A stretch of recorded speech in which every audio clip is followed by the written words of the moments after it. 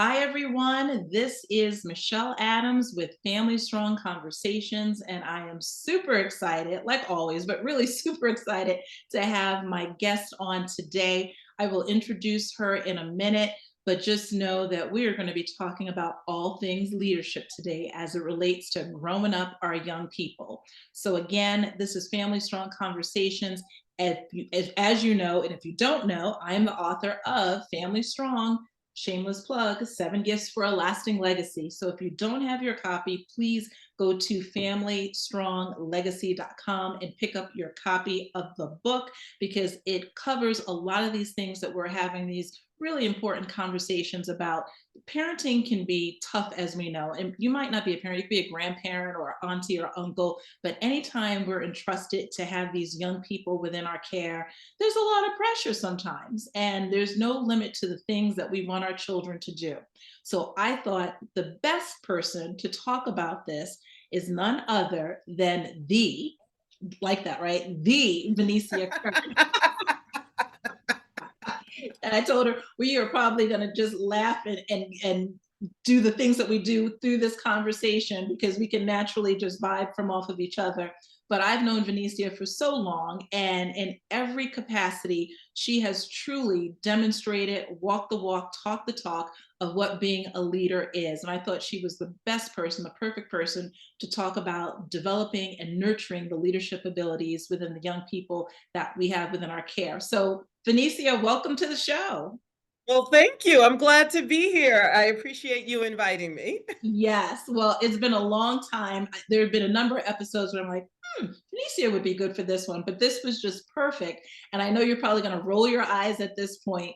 I thought leadership would be a wonderful topic to talk about, because you are, drum roll please, our 9 News Leader of the Year.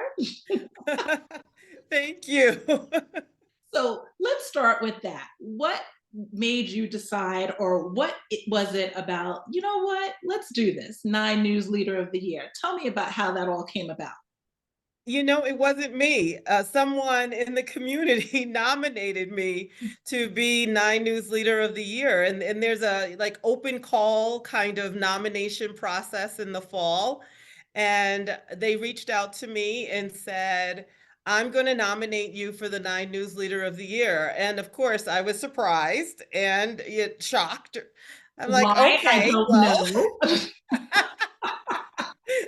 I said, okay, sure, that's fine. And so I had no idea that I would make it to the semifinals, which is basically they review all of the written nominations, and there are letters of recommendation that are submitted on your behalf. And if you make it through that written portion, then they will identify you as a semifinalist for Like that. the And then pageant. yeah, so I got I got a call one day that I was the semifinalist for the 9 News Leader of the Year. I think it was maybe about 6 people that had made it to that round. And they said that they needed me to come in for an interview. So I came in for an interview, and they were going to cut the list down from 6 to 3 so that they would have 3 finalists. And I was selected as one of the 3 finalists after the interview process. And then from there, then there's an open vote by the public. And the public will decide who the winner is. And the winner is not known until they announce it at a luncheon. It was in the month of March now. They announced the winner live at the luncheon Oh in gosh. front of 800 of your closest friends, right? It was 800 people in the room, and they made the announcement. I was completely surprised. And, people are like, why were you shocked? I'm like, Exactly. because the other finalists were really, really amazing.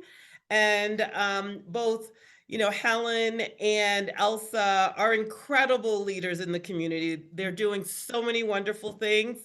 Yes, I was shocked because the competition was very, very stiff, but Well, ultimately I ended up with the most votes. And that said, I mean, you are equally as amazing. And it's never a bad thing when a community has so many remarkable leaders to choose from. So there's that. And as you were saying, you know, how you're in a room of 800 people and you don't know, I think about like the Academy Awards, right? And, you know, there's, they have a camera on each person Right. and perhaps you're ready to get up and it's like, oh no, they didn't call my name. Okay, let me just and put a smile on my face. Yeah, I mean, it was certainly that, Yeah. and, I did not know. I did not prepare a speech, and there was a moment just before they made the announcement, and I said, "What if I win?" I didn't prepare anything, and then I would get up on stage, like you see on the award shows, and they say, "Oh, I didn't prepare anything," and what I would always say during that point is, I was like, "You knew you were one of the finalists. Like, why didn't you prepare something?" And now here I am. I'm like, I didn't prepare anything. But you know what? That speaks to who you are, just your core person. Your humility speaks volumes. You are just so well loved. And, you know, some people have to have their platform and it's like, hey, look at me, leader, leader. And it's you are not that person. That's why I said you were going to roll your eyes when I was like, ooh, 90 leader of the year.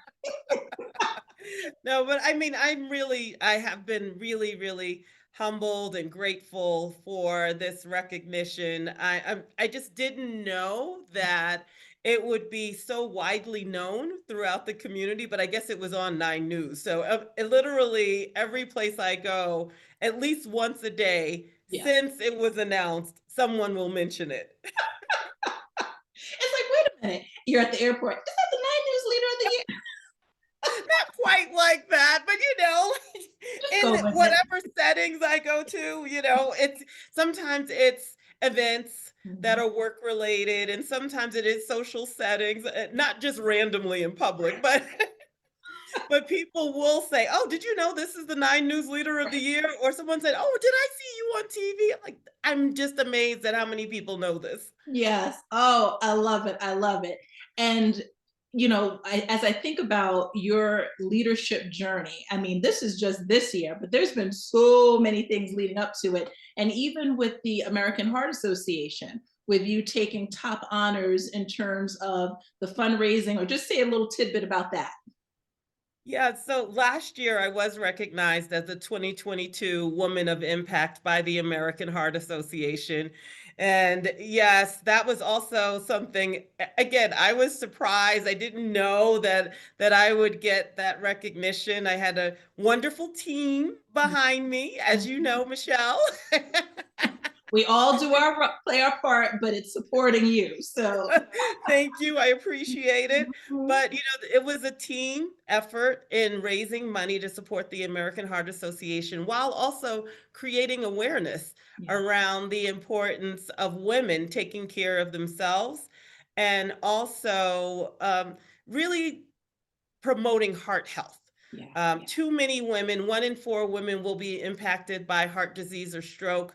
Most people are not aware that it is so high Mhm. for women to have that potential of having a heart attack or a stroke. But 1 in 4 women will be impacted. And most of the time, you don't even know that a woman has had an issue with heart health until you start having these conversations. That's why it's important that we take care of ourselves and our bodies and make sure that we eat right and exercise. I'm trying to do better. I'm not where I need to be, but I look at it as one step at a time, and I learned a lot through that process of becoming the woman of impact. I love it. I love it. And okay, so here we are in 2023, but your leadership journey probably stemmed back way back to little Venecia. Is there anything that stands out to you in terms of your upbringing within your own childhood where your parents either encouraged, nurtured, or maybe it was somebody else, that leadership potential within you? It was my parents, and I know a lot of people will, say that about their parents, that they were instrumental, and certainly for me, it was my parents in being so present and also exposing me to so many different things, both formal type of organizations where I started to develop leadership skills, and even at a young age, serving as a leader in my local church with the youth group, where I was leading there, and also in informal ways. I was sharing recently with the Denver Metro Chamber of Commerce. I was featured last week on Your Conversation with Vanecia Kerr last week. And that question comes up of where did it all start? And I have to say that it was both my parents, but especially my mother, who wanted to make sure that I was engaged in activities that promoted my own leadership ability, but also supported the community in a very intentional kind of way. I Mhm. saw her doing this. She was actively involved in her local church and specifically around community service. She was a member of the Missionary Society at her church, and it was something that I saw her doing. She was a leader. She ended up, being president of the organization, and not only for her church, but for the state of New York and Wow. all of the churches, with 70 plus churches. She was the president of the New York Annual Conference Women's Missionary Society. So I saw this like throughout my life, and as I was growing up. And certainly it was the things that were visible, but what I shared last week was it was the things that I saw her do, even when people were not watching. And one example that I give is a time when I was a young girl, and I remember it was a very cold day in New York, which is where I grew up, and we were on our way to church, and my mom was driving by.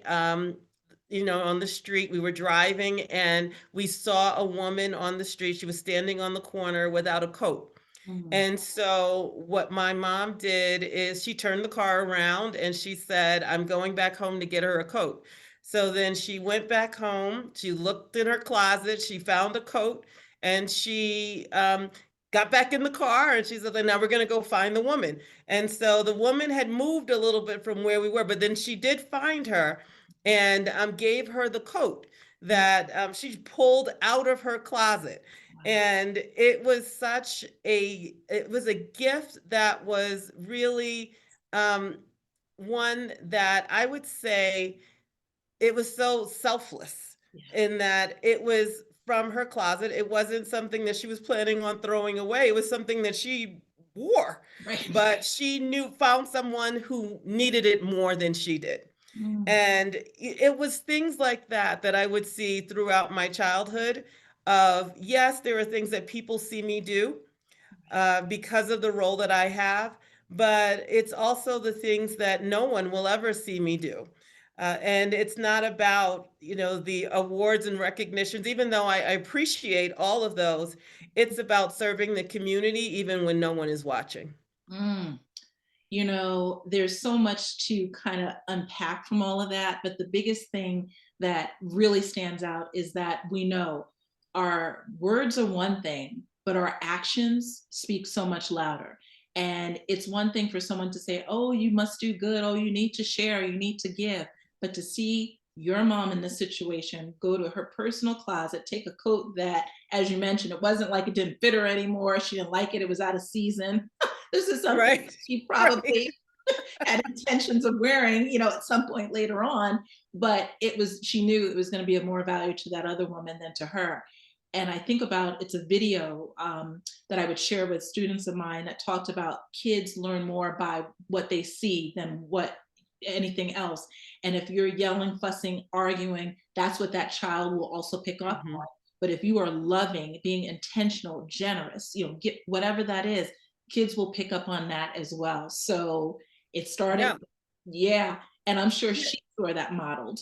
Yeah, no, you're absolutely right. And the thing that she told me about that situation, because we were on our way to church, Yeah. and she said that you can't drive by a mission to get to a mission. Ooh, So that's what she shared, and that has stuck with me Say He it said, again. "Yeah, we were really late for church that day, but that didn't matter because you're going there for one reason, but you can't drive by people who need us to go there and talk about it, right?" That is gold right there. Yeah, yeah. Because how many, and I mean, I can raise my hand. I'm sure I've been guilty of it as well. It's like you're on your way to do good, but you pass the good that needed to be done about a block Right. ago. That's right. That's right. Right. So she definitely believed in that. Mhm. And it's the action that's important, not just to your point earlier, it's not just talking about it. It's Yeah. actually doing it. Mm. And it's doing it when no one is watching. There it is. Ooh. So, okay. And now this comes to me about generation, right? And we look at your mother and your father, you, and now we have this next member of the family that you have the privilege and the responsibility to kind of raise up and to teach these things. What have you done to instill this same sense of, this is how we lead by doing, not necessarily by talking? What do you do Mhm. with your son to instill that message in him? Well, I started the same way that my mom started with me. That's getting him involved in organizations that would allow him to serve his community. Now For wait, us, let me stop you for a minute. And then, so how easy was that? Because we talk about, yep, we're going to get our kids to volunteer, but just tell me, how easy was that process? well, I started really early. So you Okay. start, before they can say no. They don't Yes. know to say no, when they're 5, 6, 7, and you're, and you can do things that are age appropriate. And Mm. you continue to do them as they grow up. Mhm. So for him, yeah, it started really, really early. And one of the things that I know is I got him involved in Jack and Jill of America, and we were members until he graduated out of high school, but we started at age 5.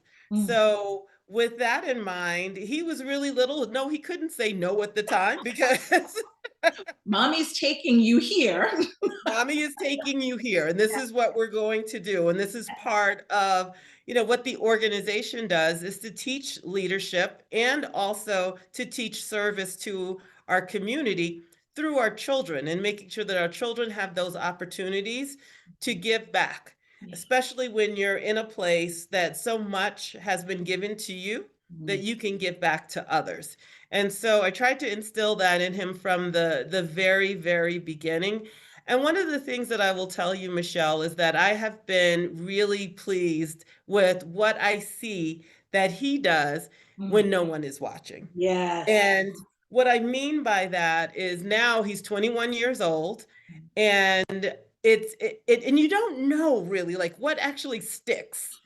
And I'll tell you about a time when we were going to the store to buy something. I don't remember what it was. I think he was getting ready to go to college. So I believe it was the time we had to get him a laptop before he went to college, right? So we bought the laptop, and then he wanted to go to the convenience store, the convenience stores you have by the gas station. He wanted to go to the convenience store. And so he said, while you're finishing up with the paying for the laptop, Major I'm gonna purchase. right. He said, I'm gonna go next door because I want to get something to drink and a snack. And I said, yeah, okay, that's fine. I finished up, Michelle. I got the laptop. I came back to the car, and I'm waiting and waiting and waiting for him. And I'm like, well, it doesn't take that long to get, like a soda and chips or whatever he was getting. So I was really curious. And I started to call him, and then I noticed, oh, he's coming now. Mhm. And so when he got in the car, I was like, what took so long for you to get, this soda and chips? And Mhm. he said, oh, I saw someone who was hungry. Mm. And I said, okay. He said, so I asked them what they would like to have to eat. Oh. Yes. And so he was taking orders in front of the 7-Eleven, believe it or not. And there were two, I think he said there was 2 or 3 men that were sitting there, outside, and they said they were hungry and they asked for money, and he said that he would get them something to eat. So Mhm. then he just went inside and he bought them something. Mm. Whatever they asked for, he bought it. He brought it back to them, and then he had to go back inside and get what he wanted to get, which is why it took so long. But you think about how many young people would have walked right by Oh. the individuals, Mhm. and the thing that I was also moved by was not only did he give them something, he could have given them like money that he had in his pocket, Right. but he took the time to see what they actually wanted. And Yes. he went inside and he purchased it for them and then brought it back out to them and gave it to them. I Mm. was so touched Yeah. by what he was doing. And the thing is that that is not the only time that I have seen him do that. He has done Mhm. it multiple times, Mm. and he will give people water bottles that he has in his car if he pulls up to a light and there's somebody out there and they want something, and he's like, here's what I have a water bottle, is that good for you? Yeah. And they will say, yes, this is good, thank you so much, sir. And he does it over and over and over again. I saw that start to happen when he was in high school, Mm. and then that's when you say, as a parent, something is sticking, this is Yeah. great. Kind of give yourself a little. Right, right. That's right. I love that for so many reasons. And, especially and I know this happened like, a few years ago, but even in light of how, as a society, we can be so disconnected from one another. And, for a lot of people, it's, I don't want to engage anyone because, either for fear or whatever those purposes are. But if we live like that, then how else are we going to do a better job of making this very big world into these little pockets of community where we can serve and assist one another? So the fact that it's been encouraged, and not only has it been encouraged, but now he's living this out in his own life, that's a beautiful thing. And it gives me hope that, that one rock, that one little ripple that has the Yes. waves going out. That's, It's you're absolutely right. And one of the things that I encourage for, anyone who is listening to yeah, this yeah. is that you have to do what's comfortable for you. That may not be comfortable for you, but you can do something. Mm. Everyone can do something. Some people, it may be giving to a nonprofit organization. Other people may decide to do what Christoph did. Mhm. Other people may decide, I want to go volunteer at a shelter or a soup kitchen, or maybe there's another issue within our community that really resonates with you. And what I encourage people to do is to find something that you can do. Because if all of us did something, Mm. then the world would be a better place. Amen to that. Oh my gosh. Oh my gosh. Okay. Well, as we start to wrap this piece up, and I know I'm just like, whoa, wow, we can keep going here. But two things that come to mind. First, I know this is under the umbrella of leadership and all the things that you've done to instill these qualities in your son. And leadership, I think, different people define it different ways. For you personally, how do you define leadership? What are the things that stand out that really makes for a good leader in your mind? Well, I think there are a couple of things that, first of all, that I'll say that really stand out in my mind when you think about a good leader. I think it is someone, and where it could be formal leadership or informal leadership. So I want to draw first like that distinction, because sometimes people feel like I'm not a leader if I'm not holding a particular title. Yes. And I don't think that that's true. I think that you can be a leader in your own way related to specific circumstances that you may be, let's say, involved with in terms of like an organization, or maybe it's not an organization that you're involved with. So you think about the situation and how the situation helps to develop what leadership really is. So what I mean by that is, you think about formal, you think about informal, but there are some commonalities that exist that really help us to define like what true leadership is. Mhm. It's first like that ability to define what it is that you want to become engaged in. And you can look at that in a lot of different ways. It could be a nonprofit organization, it could be a for-profit organization, lots of different ways that you can do that. But there is a point where you find like this is something that I would like to do. So it is first like defining like what is that thing that you want to do. So you know now what that thing is. And then from there, the second piece is making a commitment Yeah. that I will be engaged in this in a way that allows me to share my ideas, my experiences, and the things that will really matter. And you're asking the right questions so that you can make that organization or that thing better than it was when you got there. Mm, And in some cases, it's, a formal leadership role where someone comes in and then they want to make sure that wherever they start is not where they end, that they end in a better place than where they started. And then in an informal role, you can do some of those same things without a title. You can start and then say, this is from my own perspective, this is what I'm able to accomplish. And as a result of accomplishing this, we are going to be in a different place than where we started. You mm. may not be the person who is formally, In charge. you have that responsibility of being in charge, but you have a space within your own sphere of influence that you are able to impact no matter where you are, like within an organization or where you are individually. And Mm, that could be, if I use Christoph again as an example, that leadership is what he did. He identified a situation. He figured out how am I going to impact this situation in a positive way? And then from there, I am going to now make the situation that the individuals were in better as mm. a result of the work that I just did. And so it could be on a small scale or it could be on a larger scale.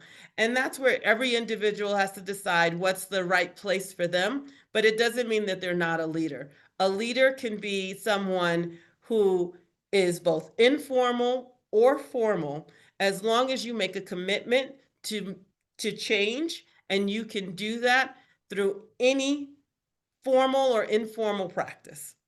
So, so true. And the word that kept jumping out that as you said it was that impact. And also to add another I word, the influence, right? Yeah. Right. So even if you may not have that position in whatever capacity, you can still influence those in your immediate sphere. That And is correct. yeah. And then what can you do to have an impact? And I think about within our family structure too, it could be both formal and informal because, That's yes, right. formally, as the parent of a young person, you should be that family leader. Right. But as they get to Christoph's age and now they're these mini adults, now it's like, all right, I'm going to take on more of an informal role with him, hoping that the influence that I've had will continue. And in your case, it definitely has. As we started, before we started this conversation, things hit me at the last minute, and I don't know, I'll just pull it out here. Um, as we're talking about leaders, I promise you, this book was like right there, and it's Little Leaders, Bold Women in Black History, right? And I was just kind of thinking, yep, hero, she's a leader, somebody that I admire. For you, and it doesn't have, it could be anybody. Who is a leader that you most admire? I always have to go back to my mother, Mm, because of all of the things that I mentioned earlier and what I saw her doing. As our conversation today has evolved, we've talked about both informal and formal leaders. And what I would say is that I saw her doing both, yeah. on very small scales and very, very large scale. And as a result of that, I think that inspired me to do more within my own life and wanting to. I mean, the reality is I've always wanted to aspire to formal leadership roles where I truly thought I could make an impact on a broader base of the community. That may not be what everyone aspires to do. It was something that I aspired to do when I was very young. And part of it was because of what I saw in my own mother and how she rose, in the ranks of, her church organization to become a leader of hundreds and thousands of women throughout the state of New York who knew her and admired her for the work that she was doing in our community. And I knew that I wanted to have that kind of impact. And was it possible to do it on a larger scale? And so that was something that I did admire about my mom that inspired me to want to do the work that I'm doing today at Mile High United Way. Wow. And I love that we stop it there because again, it's very easy to look for people outside of us, right? The people like these little women here who, Mhm. we read about in history books or maybe not. But it really always starts at home. And what can I do to be a more effective leader in my home? And it's what your mom did and your dad to be effective Right. leaders within your life.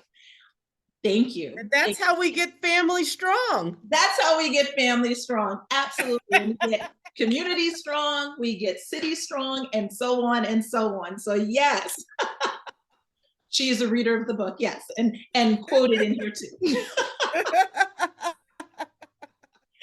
Thank you. I love it. Yes. Well, I love it even more. And thank you so much. And as Venecia mentioned, give the full title. What's the full title at Mile High United Way?